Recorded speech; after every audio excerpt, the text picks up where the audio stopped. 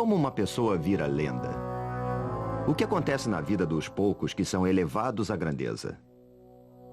É difícil saber. Mas em toda a história, há apenas um pequeno número de figuras que realmente se sobressaíram. E nenhuma é tão brilhante quanto Napoleão Bonaparte.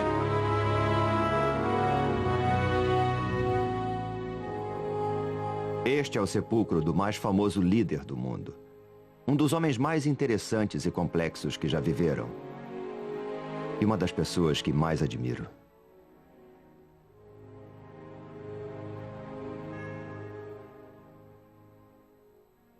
Napoleão Bonaparte está enterrado aqui. Há mais livros escritos sobre Napoleão do que sobre qualquer outro homem. Mas ninguém fica famoso assim só porque foi um grande general. Ele era um gênio. Interessava-se por tudo. Arte, literatura, matemática. Sabe como são numeradas nossas casas? Números pares de um lado da rua, números ímpares do outro? Foi ideia de Napoleão. Apesar de toda a sua fama, houve um ano misterioso em sua vida sobre o qual não se sabe muita coisa. E foi quando o jovem general se transformou em Napoleão o Grande. Foi o ano que mudou o mundo.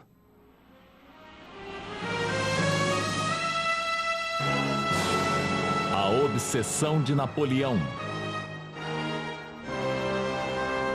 Egito. Nossa história começa há 200 anos, no Egito.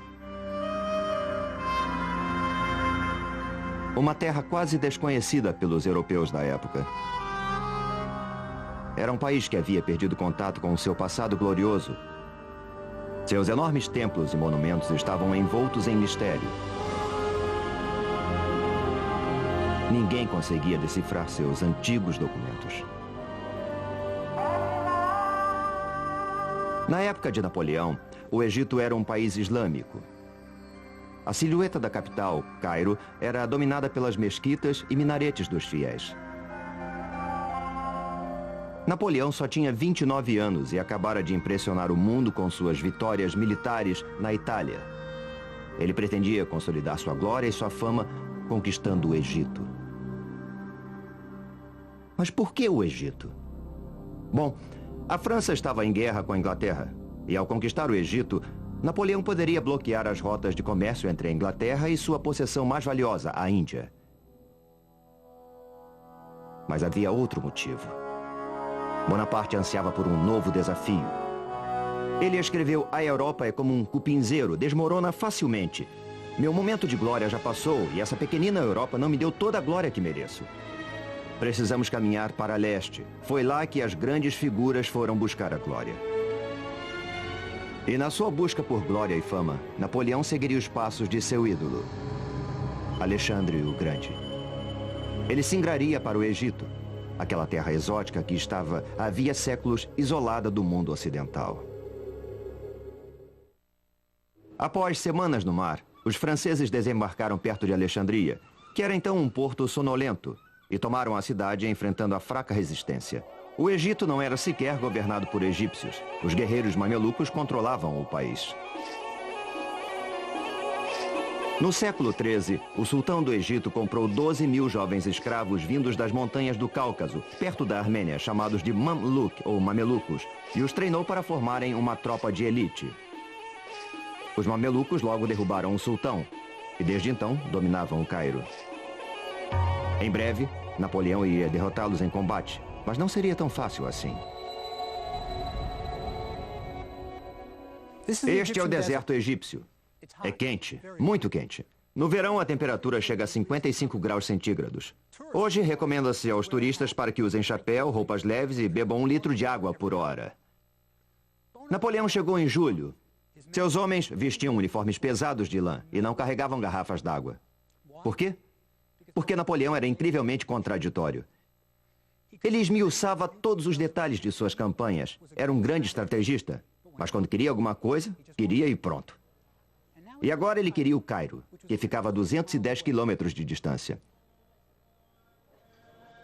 E ele resolveu que seu exército iria marchar pelo deserto, sem mapas precisos, com suprimentos inadequados e quase sem água. Napoleão fazia economia com quase tudo, menos com a vida dos seus homens. Ao atravessarem o deserto, o calor era insuportável e as tropas começaram a despir seus uniformes. Enlouquecidos pelo calor e pela falta d'água, muitos soldados largaram para trás suas rações. Quando alguém está morrendo de sede, o que menos importa são biscoitos secos. Durante a marcha sobre o Cairo, a poeira arranhava suas gargantas e a areia queimava seus pés. Para piorar seu sofrimento, eles viam brilhando à distância lagos e poças que, de fato, não estavam lá. Os soldados chamavam essas ilusões de miragens, uma visão falsa. Atormentados pela possibilidade de beber água e descobrir que era uma ilusão, alguns homens perderam a razão e se suicidaram. Os poços que eram realmente encontrados eram esvaziados em questão de minutos. O sargento François registrou: mais de 30 soldados morreram em volta daqueles poços. Quando os soldados finalmente chegaram ao Nilo, debandaram e se atiraram na água. Alguns caíram na água com suas roupas e armas, boiando e nadando durante horas, bebendo quanto podiam. Em seguida, empanturraram-se de melões que encontraram em plantações próximas. Quando atingiram o Cairo, muitos sofriam de disenteria. O exército havia deixado a costa do Egito há 3 semanas e agora se preparava para a batalha. A linha de defesa dos mamelucos ficava a cerca de 1,5 km dos franceses. Atrás deles estavam as grandes pirâmides. À esquerda, as mesquitas brilhavam na silhueta da cidade do Cairo. Às 2 da tarde, no auge do calor do dia, o exército francês se preparou para enfrentar os mamelucos. E os mamelucos não eram cavaleiros comuns. Eram uma força de elite, orgulhosa e destemida. Eles acreditavam que se morressem em combate, iriam diretamente para o paraíso. Suas tumbas eram grandes e elaboradas.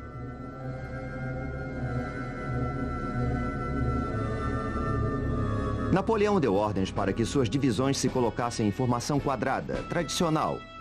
Rifles apontados para fora, suprimentos e cavalaria ao centro e artilharia nos 4 cantos. A Batalha das Pirâmides foi inédita.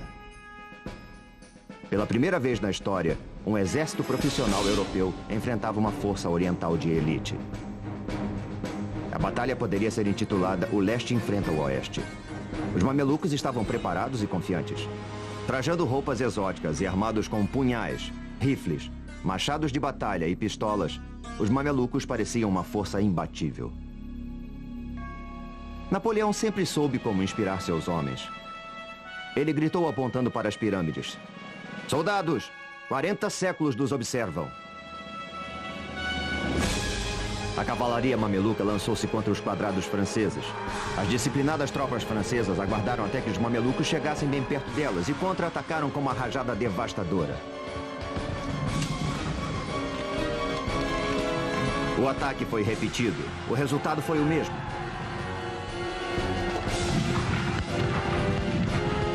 Os cadáveres dos mamelucos cobriram o campo de batalha. Os despojos pertencem ao vencedor e os soldados franceses estavam decididos a pilhar. Eles limparam os mamelucos caídos de suas joias, ouro, prata e recolheram suas belas armas. Era o prêmio que recebiam por tudo que tinham sofrido. As coisas pareciam ir muito bem. Napoleão havia conquistado o Egito. Bem, Bonaparte havia capturado o Cairo e seus oficiais logo ocuparam os palácios abandonados pelos mamelucos, às vezes herdando até seus haréns. De certa forma, o Cairo de 200 anos atrás era composto por 2 cidades. Havia o Cairo das multidões, lotado de bazares atraentes que ofereciam produtos exóticos de todo tipo, de incenso à mirra. Os artesãos faziam cestos, tapetes, cerâmica. Os soldados franceses ficaram fascinados com os mercados cobertos e trocavam os botões de suas túnicas por mercadorias. Além dos badulaques ao mesmo tempo estranhos e maravilhosos do bazar, havia o mercado de escravos, onde, pelo valor de 1 mês de salário, você podia comprar uma jovem escrava. E havia também o glorioso Cairo dos mamelucos, cujos misteriosos palácios eram cheios de quartos secretos.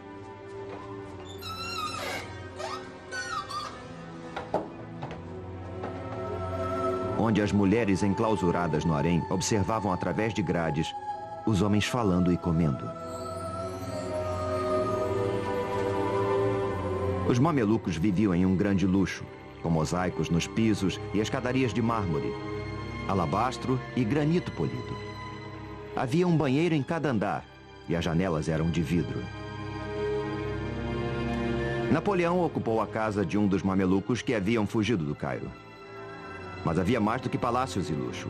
Napoleão teve que enfrentar o fato de que os egípcios, pobres ou ricos, eram unidos por uma única coisa: uma devoção total por sua religião, o islamismo.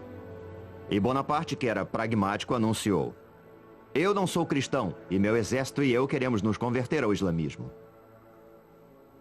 Foi uma atitude muito louca. É como se o presidente dos Estados Unidos chegasse ao Cairo e anunciasse que ele e toda a sua comitiva iriam abraçar o Islã. É incrível. Mas é claro, é preciso lembrar que Napoleão acabara de vivenciar a Revolução Francesa. Ele era um radical e dizia coisas que nenhum outro general no mundo ousaria dizer.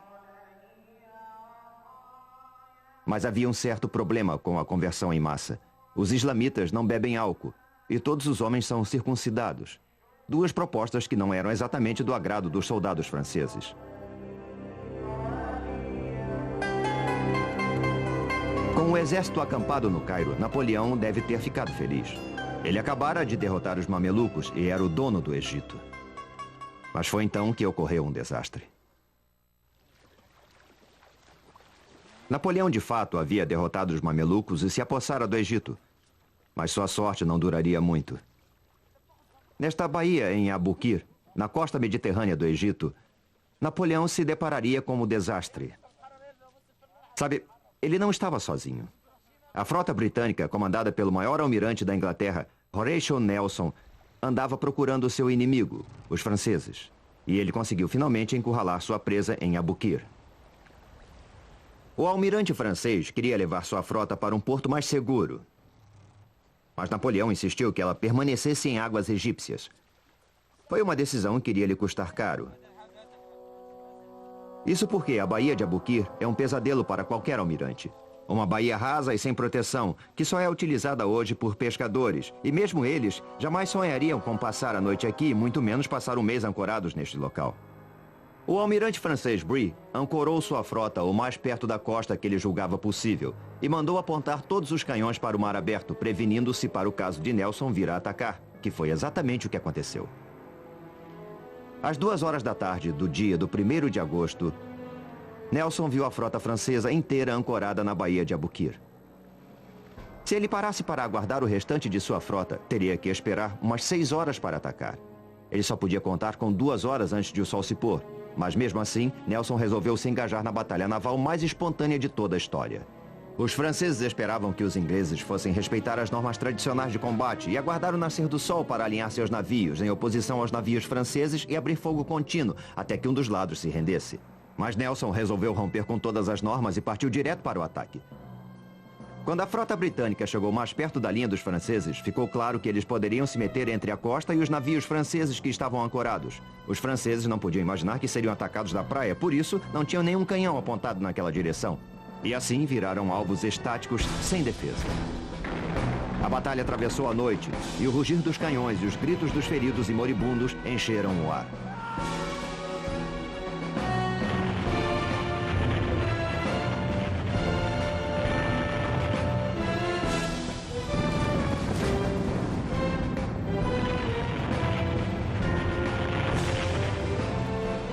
O Lorient, que era o maior navio do mundo com 120 canhões, estava prestes a perecer. Estava em fogo e havia sido pintado recentemente, o que fazia com que fosse ainda mais inflamável. Quando o fogo atingiu seus paióis de pólvora, ele explodiu e o estrondo pôde ser ouvido a 80 quilômetros dali. Era o som mais forte que eles já haviam escutado. E os marinheiros de ambos os lados sustaram o combate por 10 minutos. Quando a batalha terminou, Nelson declarou: "Vitória não é uma palavra forte o suficiente para descrever esta cena. Foi a batalha mais decisiva da história naval. Foi a Pearl Harbor de Napoleão." Nelson era estritamente um marinheiro e não tinha intenção de lutar em terra. Ele destruíra os navios de guerra de Napoleão e a partir de então seria difícil para os franceses receber suprimentos ou reforços de tropa da França. Ele comentou secamente: "O exército deles está numa enrascada e não vai conseguir sair dela." E ele zarpou dali, deixando os franceses encalhados no Egito.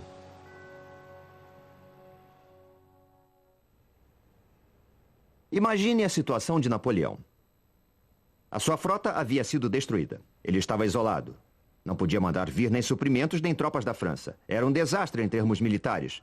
Mas como ele reagiria a tudo isso?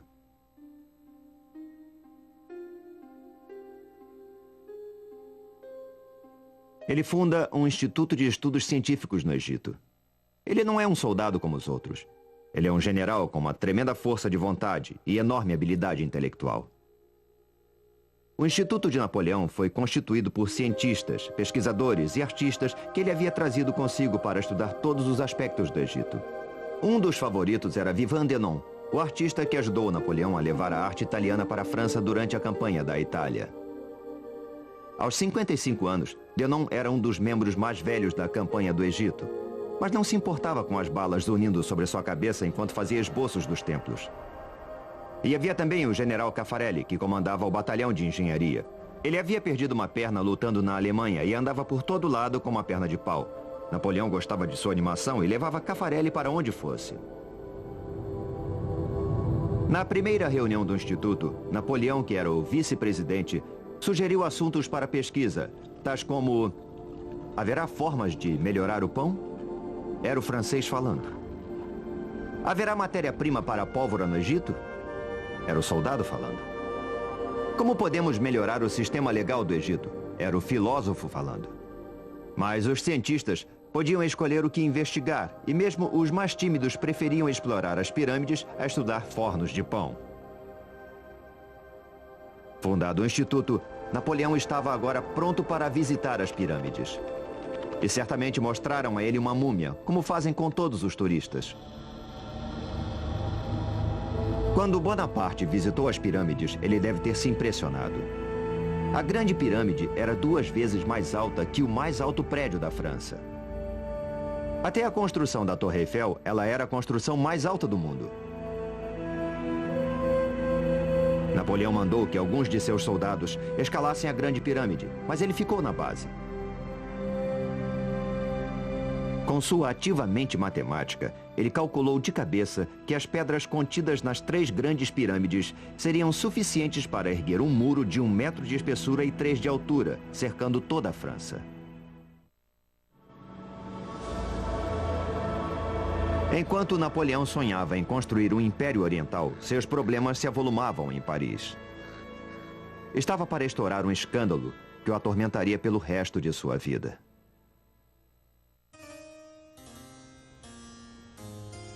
Antes de sair da França rumo ao Egito, Napoleão havia se casado com Josefina, uma viúva mais velha do que ele, que tinha péssima reputação. Logo que ele chegou ao Egito, Josefina começou a confirmar sua reputação de gastadeira e boa vida. Ela gastava o dinheiro de seu marido como se fosse água. Comprou Malmaison, um castelo nos subúrbios de Paris, e passou a mobiliá-lo em alto luxo. Ela era indiscreta. Exibia-se em Paris com uma série de rapazes elegantes. O povo começou a falar. Napoleão preferiu ignorar as cartas que chegavam a ele, acusando-a de infidelidade, tentando negar o óbvio. Napoleão entendia muito bem de homens. Ele conseguia que eles fizessem tudo o que ele queria. Mas quando chegava a vez das mulheres, ele ficava perdido. Não fosse assim, ele jamais teria se casado com Josefina. Napoleão teve finalmente que reconhecer a realidade da infidelidade de Josefina. Aborrecido com as travessuras de Josefina, Napoleão logo encontrou guarida nos braços de Pauline Fourré, que tinha 20 anos e era casada com um de seus tenentes. O tenente Fourré foi transferido para Paris e Pauline mudou-se para uma mansão vizinha de Napoleão. Enquanto o amor florescia entre o casal, o Instituto Científico iniciou seus estudos sobre o Egito. O artista Denon ficou maravilhado com a visão da esfinge e escreveu: embora suas proporções sejam colossais, os contornos que foram preservados são tão graciosos quanto puros. A expressão da face é gentil, graciosa e serena. A boca, com lábios grossos, tem uma curva sensual e um acabamento realmente admirável. É como se ela estivesse viva.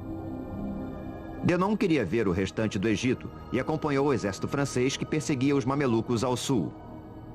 Ele seria o primeiro europeu a fazer imagens dos monumentos do sul que remontam ao passado remoto do Egito. Ele teria sorte de se maravilhar com os grandes templos, em Karnak e em Luxor. de desenhar as misteriosas esculturas do Vale dos Reis e de apreciar os colossos de Memnon. Ele registrou tudo. Seu único receio era não ter tempo ou materiais em quantidades suficientes. E, de fato, os seus lápis terminaram e ele resolveu o problema derretendo balas de chumbo e improvisando. Em inglês, a expressão lápis de chumbo persiste até hoje. Encantado com as antiguidades do Egito, Denon sempre pedia aos soldados mais tempo para desenhar os templos e as tumbas. Ele foi o primeiro artista profissional a entrar no Vale dos Reis, o lendário local de sepultamento dos faraós do Egito. Denon nunca havia visto uma paisagem semelhante. Um vale isolado de uma brancura que brilha ao sol, completamente estéril, e com o que pareciam ser cavernas cavadas nas encostas cheias de detritos. As tumbas dos reis ficavam lá dentro. Ele quase se desesperou tentando registrar as pinturas das tumbas com suas cores vibrantes. Como é possível abandonar estas preciosidades sem fazer um registro delas? Como retornar sem um desenho para mostrar? Eu implorei por um quarto de hora. Me deram 20 minutos. Uma pessoa segurava uma fita métrica sobre cada objeto para qual eu apontava, e eu pude terminar minha tarefa com graça e perfeição. Denon não era o único cientista que trabalhava no Vale dos Reis na ocasião. 2 dos membros mais jovens do Instituto, René de Villiers e Prosper Gelois, estavam lá também, aproveitando-o ao máximo.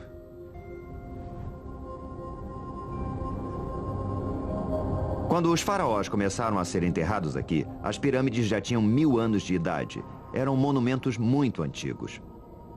Por isso, os reis do Egito escolheram um local sob uma pirâmide natural, para que ela velasse por suas tumbas.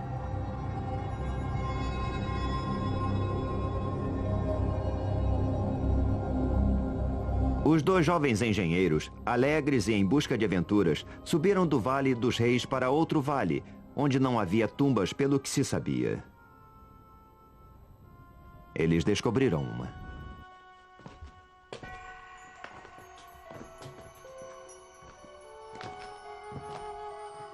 Depois de se espremer por passagens descendentes, eles chegaram a um canal profundo, projetado para proteger a tumba da água, caso chovesse, o que era raro. E lá eles se depararam com o dono da tumba. Mas eles não sabiam quem era ele. Ainda decorreriam 20 anos antes que se pudesse decifrar os hieróglifos e ler os nomes.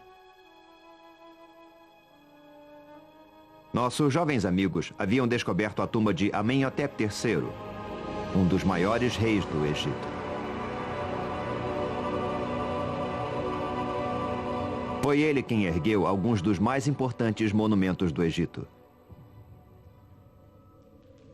Eles tão pouco sabiam que Amenhotep reinou por 28 anos. Tempo bastante para construir uma enorme tumba. Eles exploraram os salões cheios de pilastras. Salas laterais cheias de mistério e pinturas mágicas nas paredes. Chegaram, por fim, à câmara fúnebre, onde encontraram o sarcófago violado. Mas Amenhotep não estava lá. Ladrões de tumbas do passado já haviam estado ali há milhares de anos. 2 séculos de pesquisa se seguiram aos 2 jovens cientistas. Os pesquisadores iriam descobrir tesouros incríveis no Vale dos Reis, múmias de faraós, o ouro de Tutankhamon. Mas Napoleão não chegaria a ver o vale. Uma revolta irrompera no Cairo, e ele lutava por sua vida.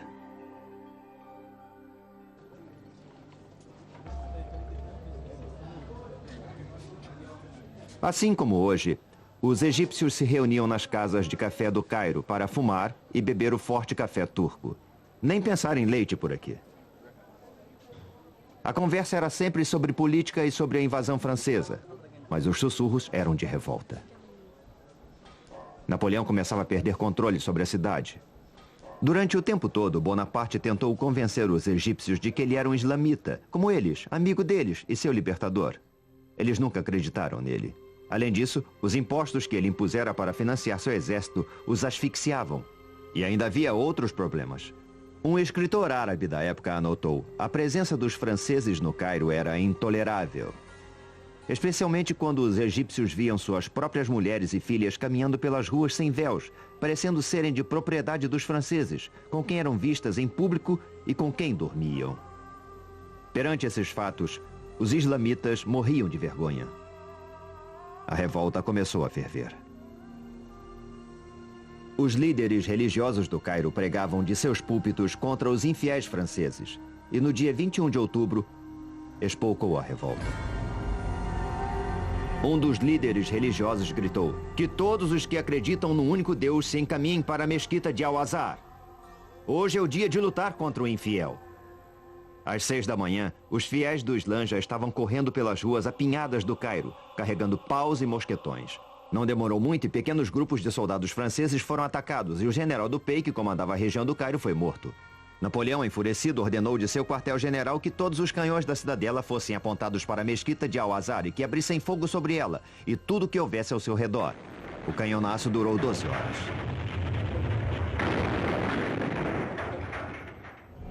Um árabe relembrou: o bombardeio foi tão terrível que as pessoas corriam para as ruas e se escondiam em buracos. Finalmente, os egípcios escondidos na mesquita se entregaram. As cicatrizes do bombardeio podem ser vistas até hoje. Mas foi nesse episódio que Napoleão realmente se excedeu. Seus soldados entraram a cavalo na mesquita. Isso é insuportável. Você não entra numa mesquita nem de sapatos. Nenhum islamita permitiria isso. Assim como a revolta do Cairo terminou, acabaram-se também todas as chances de Napoleão vir a ter qualquer apoio islamita. Quando os cheques procuraram Napoleão no dia seguinte, ele se dispôs a perdoá-los. Ele até encomendou um quadro onde aparecia perdoando os líderes da revolta. Eu sei que muitos de vocês foram fracos, mas prefiro acreditar que nenhum de vocês seja culpado. Mas quando os cheques saíram, Napoleão ordenou que todos os que haviam participado da revolta fossem presos e levados para o quartel-general do exército na cidadela.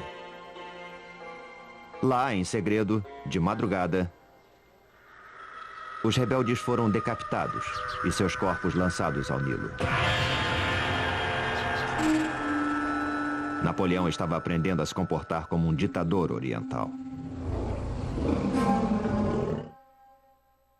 Napoleão só havia passado 4 meses no Egito, mas muita coisa já havia acontecido. Ele derrotara os mamelucos, estabelecido um instituto científico, perdido toda uma frota, esmagado uma revolta e descoberto que sua esposa, Josefina, o traía. Agora ele enfrentava outro problema. Os turcos estavam concentrando tropas na Terra Santa. Bonaparte resolveu marchar até lá e destruí-los antes que eles se tornassem uma ameaça séria contra ele. Seu exército passou por muitas vilas, sem sofrer resistência, e chegou a Jaffa, que hoje é um subúrbio de Tel Aviv. Por trás dos muros da cidade, 3.000 soldados turcos uniram-se aos cidadãos para resistir. Napoleão bombardeou a cidade com tudo o que tinha. Finalmente, ele enviou emissários para negociar as condições da rendição. Mas os turcos mataram os emissários e mostraram suas cabeças do alto das fortificações. Quando as tropas francesas conseguiram, por fim, tomar a cidade, foram à loucura. Napoleão anotou em seu diário: a fúria dos soldados estava no seu auge. Todos foram mortos na espada. Ao ser saqueada, a cidade experimentou os horrores de ser arrasada. O massacre foi terrível. Os soldados viraram animais, enfiando baionetas em velhos e bebês, estuprando meninas ainda presas aos braços dos cadáveres de suas mães, enquanto o ar se enchia com os gritos de piedade dos doentes e dos velhos. Mas isso foi só o princípio. Nem sempre esta praia foi cena de diversão familiar ou de natação. Quando Napoleão esteve aqui, 3.000 soldados turcos, aos quais os oficiais de Bonaparte haviam garantido tratamento de prisioneiros de guerra, renderam-se. Quando Napoleão viu seus oficiais retornando com milhares de prisioneiros, perguntou: o que vou fazer com eles? Escoltar os prisioneiros de volta ao Cairo mobilizaria um número enorme de soldados. Absorvê-los no exército seria muito difícil. Alimentá-los, impossível. Libertá-los, impensável. Aconteceu uma coisa terrível aqui há 200 anos. Napoleão mandou matar 3.000 prisioneiros turcos. Eles foram ordenados a marchar até a praia e os franceses abriram fogo. O mar ficou logo vermelho com tanto sangue. E os soldados receberam ordens para usar baionetas, para economizar munição. Um massacre assim jamais ocorreria na Europa. Mas Napoleão não estava na Europa. Ele estava se comportando como um déspota oriental. E sabe, foram precisos 3 dias para matar todos aqueles prisioneiros turcos. E até mesmo os turcos que nadaram para ilhotas distantes foram caçados e mortos à baioneta para economizar balas. Napoleão precisava de toda a munição que ainda tinha. Seus problemas estavam apenas começando.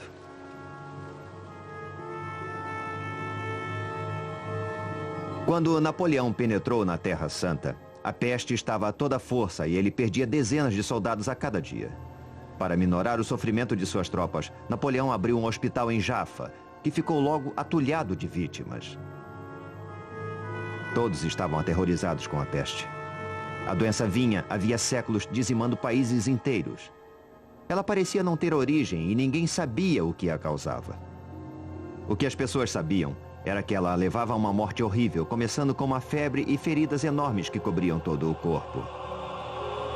A febre aumentava, a língua inchava e a pessoa tinha uma sede insuportável. A peste matava dezenas de homens todo o dia. Pior do que a perda dos soldados, a peste estava desmoralizando o exército de Napoleão. E os soldados tinham medo de tratar seus colegas doentes. Napoleão tinha que dar um basta ao pânico.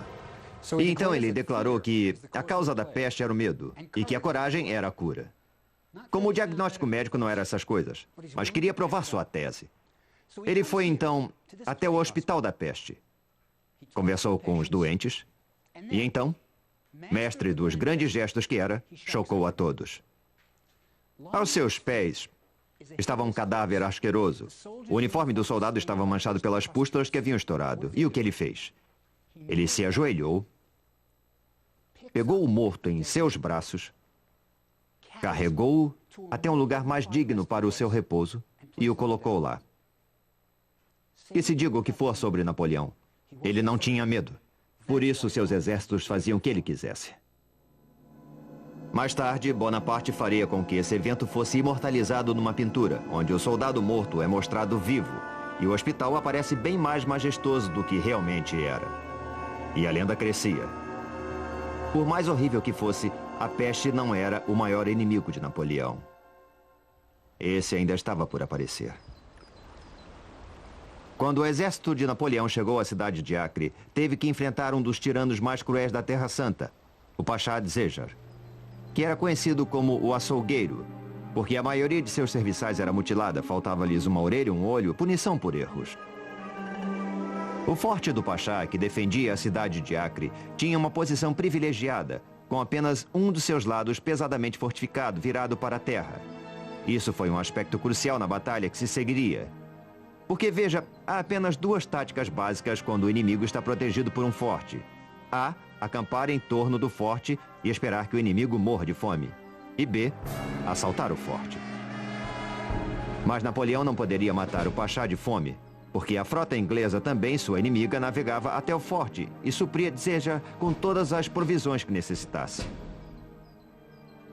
Só restava o plano B, assaltar o forte. Mas isso também tinha lá seus problemas. O forte era muito bem protegido e armado com alguns dos maiores e melhores canhões de todo o Oriente Médio. Napoleão havia perdido toda a sua artilharia pesada quando a sua frota foi afundada pelos ingleses. E atacar um forte tão bem armado, sem armas pesadas, seria um suicídio militar. Qualquer outro general teria desistido.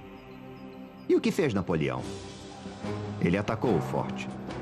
Como eu já disse, ele só tinha 29 anos e nunca havia perdido uma grande batalha.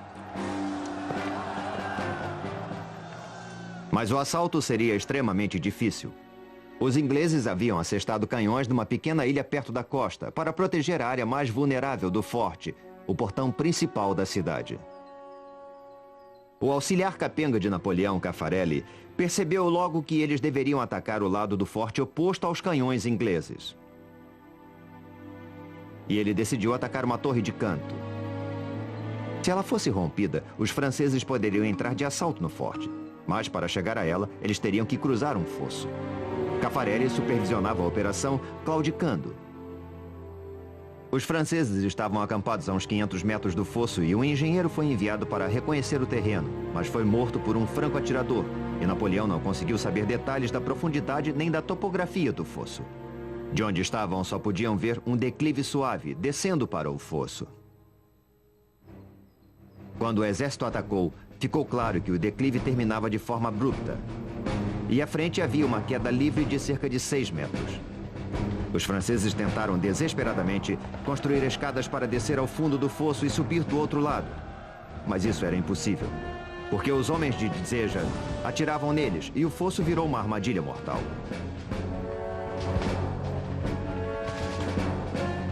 Napoleão odiava situações de sítio porque as tropas eram forçadas a atacar uma pequena área. Ele gostava de batalhas que envolvessem movimentos de tropa, onde sua estratégia genial pudesse ser utilizada. O sítio não era o seu esporte predileto. E suas tropas começavam a ficar sem munição. Ele mandou imprimir uma ordem do dia especial, encorajando seus homens a penetrar no campo de batalha e recuperar balas de canhão. Cada homem era pago de acordo com o tamanho da bala de canhão que ele conseguisse recuperar. Alguns soldados com espírito empreendedor construíram uma fortificação falsa na praia, na esperança de que o Pachá ou os ingleses atirassem nela com seus grandes canhões, porque era mais fácil cavar as balas enterradas na areia e eles recebiam o dobro pelas balas grandes. O dinheiro extra era muito bem-vindo, pois havia meses que eles não recebiam seus soldos. Apesar de todos os esforços de Napoleão, a cidade de Acre não caía e chegou a notícia de que mais tropas turcas estavam se preparando para invadir o Egito. Napoleão teve que desmontar sua tenda e escapar na escuridão da noite. Ele acabara de sofrer sua primeira grande derrota em combate. Mas se você lesse a mensagem que ele enviou ao Cairo, jamais saberia disso. Arrasei o palácio de Dzéjar e as fortificações de Acre. Bombardeei a cidade com tal intensidade que não sobrou pedra sobre pedra. Exemplo perfeito de redução de perdas. O forte continua lá até hoje na costa de Israel.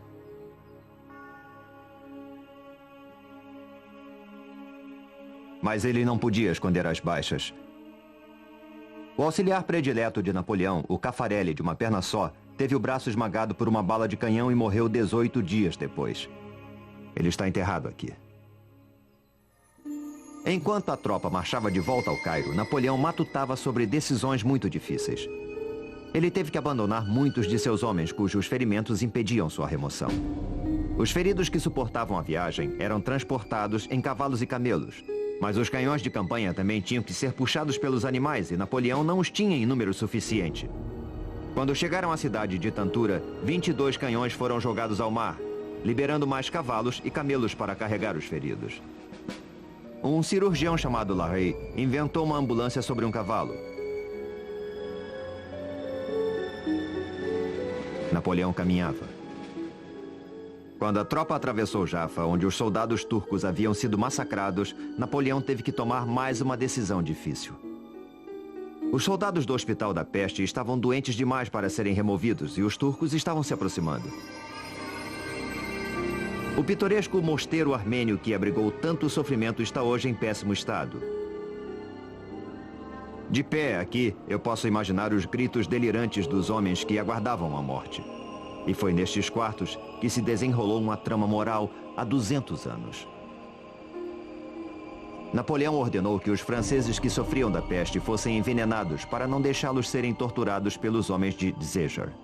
O veneno foi ministrado pelo farmacêutico-chefe do exército que deliberadamente deu a cada paciente uma dose muito pequena, por isso alguns sobreviveram para contar a história. Tempos depois, Napoleão insistiu que o veneno havia sido colocado na cabeceira de cada paciente, para que eles o tomassem voluntariamente para morrer em vez de cair nas mãos do inimigo. Quando o exército se aproximava do Cairo, Napoleão ordenou uma parada. Ele tinha um plano.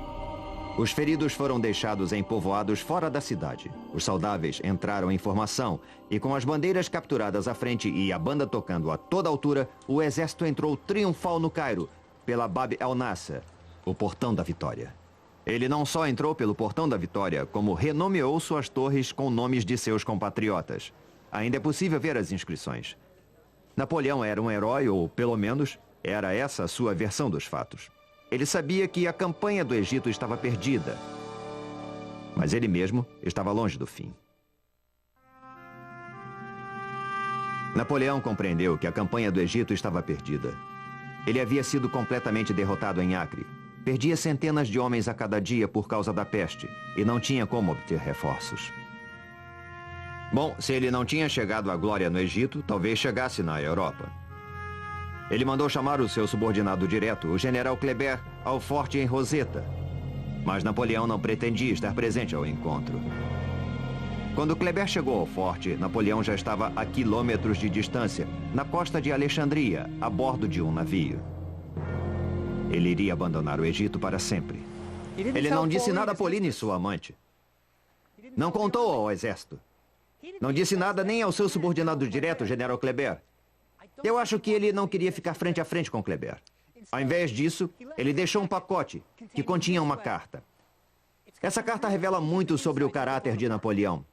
Aqui ele diz que notícias que recebera da Europa haviam forçado sua ida à França. E aqui embaixo ele diz: eu sofro ao ter que deixar meus soldados de quem tanto gosto, mas vai ser uma separação temporária. Boa sorte. Pobre Kleber. Passou a chefiar um exército dizimado pela peste, sem esperança de receber reforços. E ainda mais. Napoleão ordena que os impostos sejam cobrados e que prossigam as vitórias militares. Napoleão conseguira de novo. Ele deu uma aparência positiva ao seu próprio desastre militar. E o truque funcionou.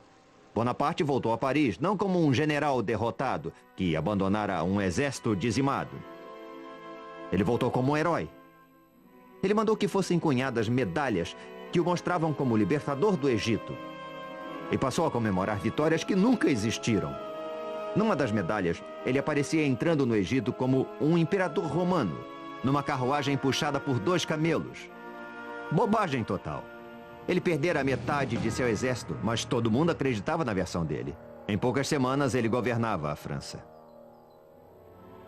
Os seus sonhos de glória mudaram o rumo de muitas vidas. O general que ele deixou no comando, Kleber, foi assassinado no Cairo, menos de um ano depois. O exército continuou a ser dizimado pela peste e finalmente se rendeu aos ingleses em 1801. Os sobreviventes se sentiam felizes apenas por não terem perdido a vida. E os cientistas? Continuaram a colecionar antiguidades, pássaros e plantas até o dia da rendição. Quando eles souberam que todos os seus desenhos e coleções seriam confiscados, preferiram ir para a Inglaterra com seus espécimes do que voltar para a França sem eles. Os ingleses foram bonzinhos e deixaram que ficassem com tudo. Bom, com quase tudo. Sabe, alguns dos pesquisadores passaram todo o tempo copiando as inscrições em hieróglifos na esperança de que isso facilitasse a tarefa de decifrar a antiga linguagem. Aí eles deram sorte. Quando os soldados estavam escorando as fundações do forte em Roseta, encontraram antigos blocos de pedra marcados com hieróglifos. Um desses blocos, uma pedra grande, tinha inscrições tanto em hieróglifos quanto em grego arcaico. Eles sabiam que haviam encontrado uma coisa muito importante. Os ingleses não deixaram que os franceses ficassem com a pedra de Roseta e a levaram para a Inglaterra, onde está até hoje no Museu Britânico. 20 anos depois, um estudioso francês chamado Champollion, examinando a pedra de Roseta, conseguiu decifrar o código e ler os hieróglifos pela primeira vez em 2000 anos. E fica claro que os hieróglifos foram decifrados em decorrência da paixão de Napoleão pela glória. Foi o início da egiptologia moderna que talvez seja o maior legado de Napoleão. E Napoleão? Bem, se você se lembra das aulas de história, ele acabou se coroando imperador. Mas no fim, sua impaciência e autoconfiança acabaram com ele. Assim como na campanha do Egito, Bonaparte invadiu a Rússia sem ter se preparado para o clima. Nesse caso, temperaturas de inverno que congelavam. Ele perdeu mais de 250 mil homens. Foi no Egito que Napoleão provou o poder absoluto pela primeira vez. À sombra das pirâmides, ele entendeu que podia inspirar homens a realizar tarefas quase que sobre-humanas. Foi no Egito que um jovem general chamado Bonaparte transformou-se em Napoleão o Grande. Depois de sua derrota final em Waterloo, Napoleão morreu no exílio, mas sempre quis ser enterrado na França. 20 anos depois, ele finalmente teve o seu desejo realizado. Quando seu corpo foi trazido de volta a Paris, era inverno.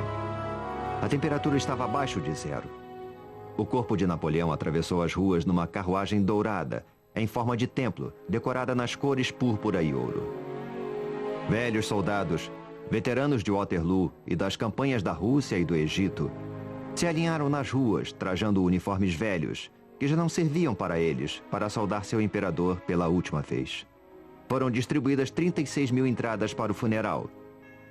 Mas a lenda era tão forte que houve mais de 250 mil pedidos. Apesar de suas falhas, Napoleão Bonaparte foi um grande homem. Um visionário que não respeitava limites. E seus homens se orgulhavam de terem participado de suas visões. E lá está ele, sob o grande domo. E o seu epitáfio: que ele descanse sob o domo. É um capacete digno da cabeça de um gigante. Versão brasileira Sincrovídeo.